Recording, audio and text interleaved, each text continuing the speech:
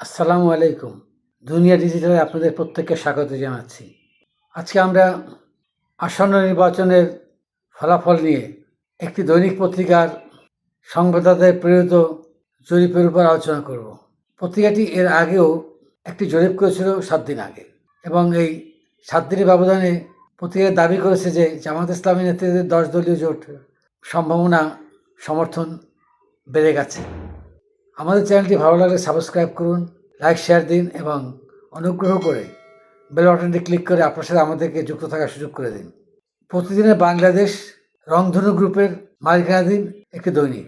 রংধনু গ্রুপ আবাসন ব্যবসায় জড়িত। একসময় রংধনুর মালিক রফিকুল ইসলাম বসুন্ধরা গ্রুপের জমি কেনা বেচার ব্যবসার সাথে জড়িত ছিলেন। পরে নিজেই আলাদা ব্যবসা করেন। তবে বসুন্ধরার সাথে আওয়ামী লীগ সরকার শেষ দিকে রংধনু গ্রুপের সমস্যা তৈরি হয়, বিরোধ তৈরি হয়। এই বিরোধে সাবেক আইজিপি বেনজির আহমদ রংধনু গ্রুপের পক্ষে ছিলেন। এর মধ্যে শেখ হাসিনা পালিয়ে যাওয়ার পর বেনজির আহমদ আগেই পালিয়ে গেছেন। ফলে রংধনু গ্রুপের রফিকুল ইসলাম দেশের বাইরে। বসুন্ধরা গ্রুপের চেয়ারম্যান হয়ে থাকলেও তার সন্তানেরা অনেকেই দেশের বাইরে আছেন। এই অবস্থায় বসুন্ধরা গ্রুপ এবং রংধনু গ্রুপ দুই গ্রুপই বিএনপির সাথে একটা সম্পর্ক তৈরির চেষ্টা করছে। বসুন্ধরা পত্রিকাসমূহে বিএনপি ঘরানার সাংবাদিকদেরকে বসানো হয়েছে উচ্চ পদে, সম্পাদক সহ নানা পদে।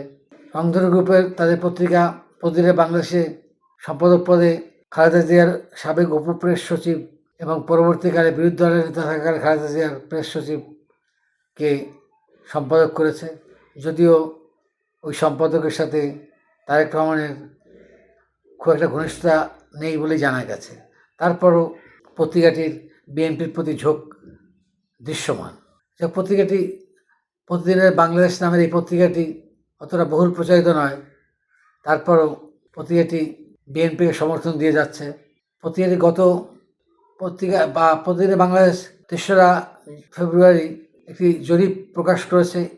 এই জরিপে বিএনপি 171 আসনে এগিয়ে আছে বলা হয়েছে এবং সমর্থন বাড়ছে জামাত জোটের বলে দাবি করা হয়েছে। প্রতিদিনের বাংলাদেশ দেখেছে মাঠের বাস্তবতায় ফলাফলে বিস্তর ব্যবধান থাকলেও জামাতের নেতৃত্বাধীন 10 দলীয় জোট গত এক সপ্তাহে অন্তত 7টি আসন এগিয়ে যেতে পেরেছে। প্রতিদিনের বাংলাদেশের নির্বাচনের দ্বিতীয় পর্যায়ের জরিপে তেমনটাই উঠে এসেছে। এর আগে 27শে জানুয়ারি প্রকাশিত প্রাথমিক জরিপে পত্রিকাটি বলেছিল যে 178টি আসনে বিএনপি এগিয়ে আছে। তাদের দুটো জরিপই ঢাকা বাদে দেশের 280টি আসনের ভোটারের সাথে কথা বলে তৈরি করেছে।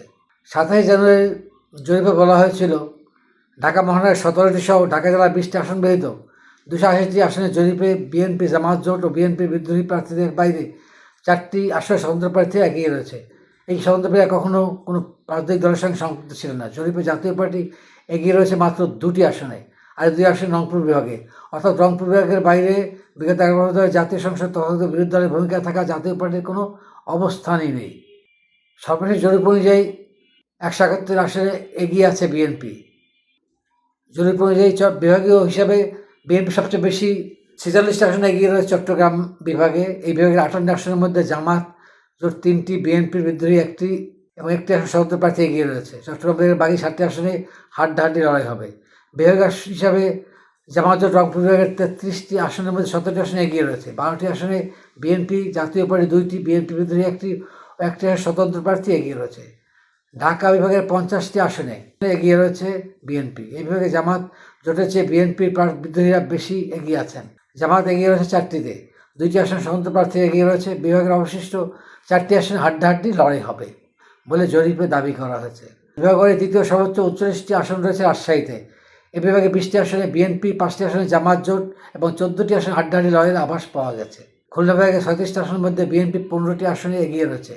জামাত জোট 14টি, বিএনপির বিদ্রোহী 2টি আসনে এগিয়ে রয়েছে। হাড্ডাহাড্ডি লড়াই হবে 5টি আসনে। মানুষের 24 আসনের মধ্যে বিএনপি 16টিতে এগিয়ে রয়েছে, জামাত জোট 2টিতে এবং বিএনপির বিদ্রোহী 4টিতে এগিয়ে রয়েছে। হাড্ডাহাড্ডি লড়াই হবে 2টি আসনে। বরিশাল বিভাগের 21টি আসনের মধ্যে 12টিতে এগিয়ে রয়েছে বিএনপি প্রার্থীরা, জামাত জোট 3টি এবং বিএনপি বিদ্রোহী 1টিতে এগিয়ে রয়েছে। হাড্ডাহাড্ডি লড়াই হবে 5টিতে। সিলেট বিভাগের 19টি আসনের মধ্যে 15টিতে এগিয়ে রয়েছে বিএনপি, জামাত জোট মাত্র 1টি আসনে এগিয়ে রয়েছে। বিভাগে হিসেবে সিলেট বিভাগেই জামাত জোটের অবস্থান সবচেয়ে নাজুক। এই বিভাগে অন্য 3টি আসনে একটিতে বিএনপির বিদ্রোহী প্রার্থী এগিয়ে রয়েছে। হাড্ডাহাড্ডি লড়াই 2টি আসনে।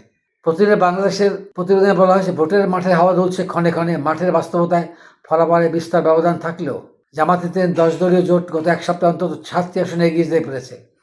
প্রতিদিনে বাংলাদেশ এলাকাভিত্তিক দ্বিতীয় পর্যায়ে জরিপে তেমনটাই উঠেছে। জরিপের ফলাফলে বিএনপি 7টি আসনে পিছিয়ে এখনও 171 আসনে এগিয়ে যেতে থেকে নিজেদের একক সংগ্রহ ধরে রেখেছে। জামায়াতের 10 দলীয় জোট এখন 39টি আসনে নিজেদেরকে এগিয়ে রেখেছে। তবে 39টি আসনে হাড্ডাহাড্ডি লড়াই আভাস মিলেছে। শেষ মুহূর্তে এই আসনগুলো গেম চেঞ্জার হিসাবে কাজ করতে পারে। আসনগুলো বিএনপিতে হেলে পড়লে 2001 সালের পর আবার তৃতীয়াংশ সংশ্লিষ্ট নিয়ে সরগরম হতে পারে বিএনপি।